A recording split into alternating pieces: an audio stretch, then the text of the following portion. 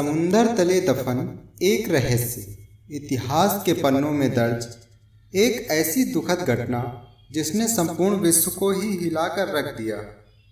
ये घटना उस जहाज की है जो उस युग का सबसे विशाल और जो कभी ना डूबने वाला जहाज था।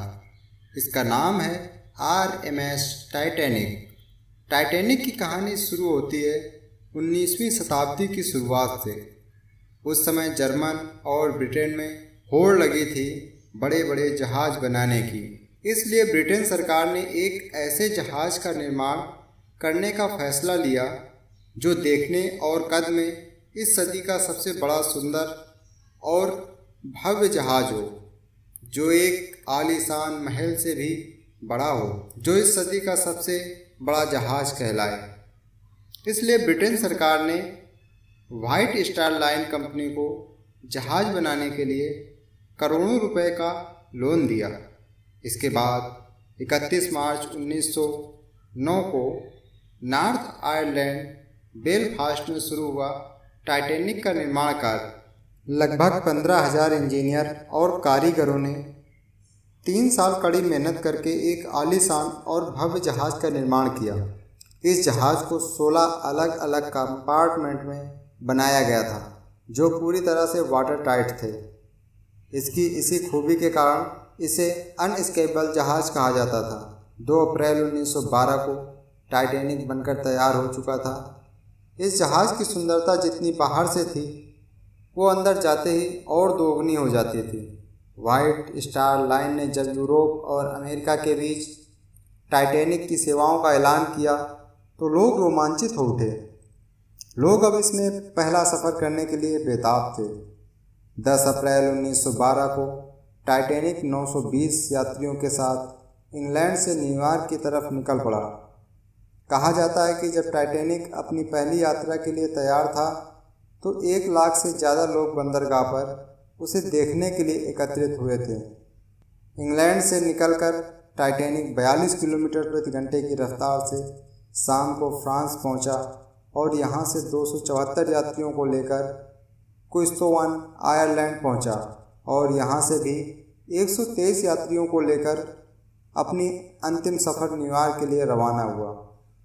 टाइटैनिक जब आयरलैंड से निकला तो कप्तान को उसके रास्ते में आइसबर्ग्स होने की पहली चेतावनी मिली, लेकिन जहाज़ के कप्तान एडवर्ड जॉन स्मिथ ने कुछ खास ध्यान नहीं दिया और जहाज़ की रफ्तार कम नहीं की, जो कि अपनी फुल स्पीड में समुद्र को चीरते हुए आगे बढ़ रहा था।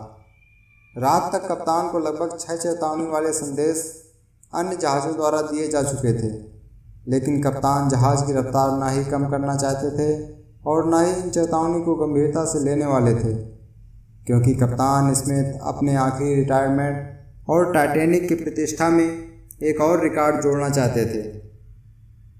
वो टाइटैनिक को विशाल जहाज होने के साथ साथ इस सदी का सबसे तेज जहाज होने का भी दर्जा दिलाना चाहते थे। 14 अप्रैल की उस रात को 2 क्रू मेंबर को जहाज के ऊपरी हिस्से में निगरानी के लिए तैनात किया गया ताकि वो किसी भी खतरे की जानकारी तुरंत कैप्टन को दे सकें। उस रात को बहुत ही शांत वातावरण था। आसमान में तारे चमक रहे थे, लेकिन उस रात चांद नजर नहीं आ रहा था। तभी अचानक रात के 11:39 पर उस क्रू मेंबर ने जहाज के ठीक सामने एक काला सा पहाड़ देखा। उसे बर्फ की चट्टान नजर नहीं आई। उसे समझते देर नहीं लगा कि टाइटैनिक के सामने एक विशाल आइसबर्ग है। उसने देर न करते हुए तुरंत 3 बार घंटे को बजाया और फिर तुरंत फ़ोन पर बताया कि बर्फ़ की चट्टान बिल्कुल सामने है। यह सुनते ही सारे अफसर जहाज़ को मोड़ने की कोशिश करने लगे। कैप्टन ने पूरी कोशिश की उस आइसबर्ग से जहाज़ को दूर ले जाने की, लेकिन अफसोस की बात 11:40 पर जहाज़ के दाएं साइड का निचला हिस्सा उस बड़े आइसबर्ग से टकरा गया। टकराव इतना ज़ोरदार था कि उसने 3rd क्लास में रहने वाले यात्रियों को एक बड़ा झटका दे दिया।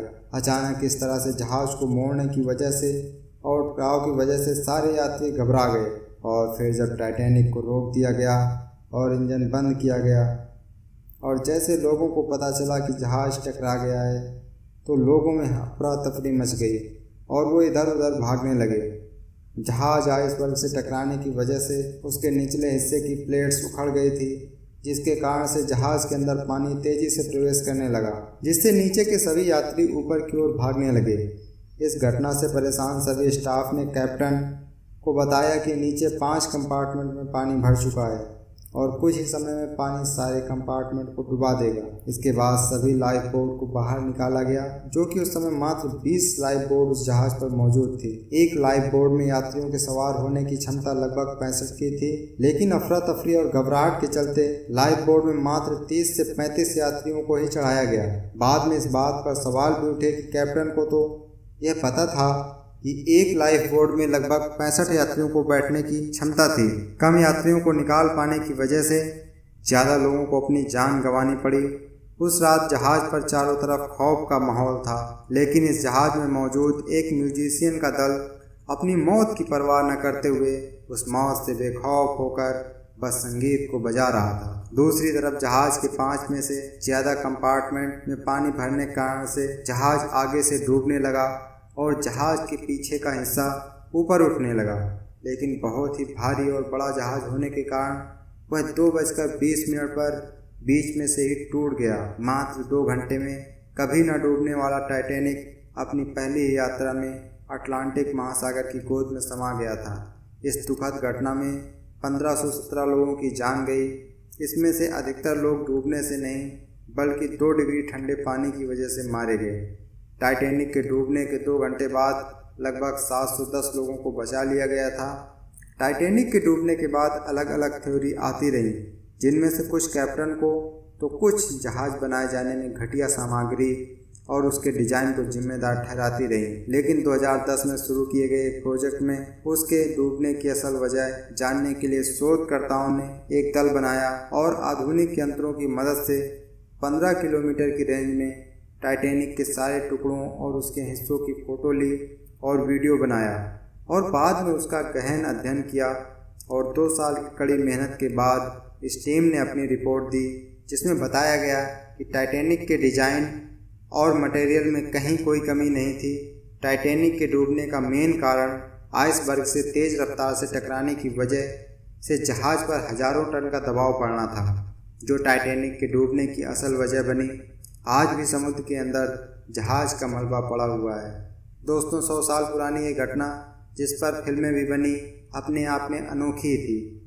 तो दोस्तों, आप कमेंट करके अवश्य बताएं कि आपको यह जानकारी कैसी लगी, और अगर अभी तक चैनल को सब्सक्राइब नहीं किया है तो प्लीज़ कर लें, जिससे कि आपको ऐसी ही सच्ची और रोमांचक वीडियो मिलते रहें। तो दोस्तों, कल फिर मिलेंगे एक नए वीडियो के साथ। आपने अपना कीमती समय दिया, उसके लिए दोस्तों दिल से बहुत बहुत धन्यवाद।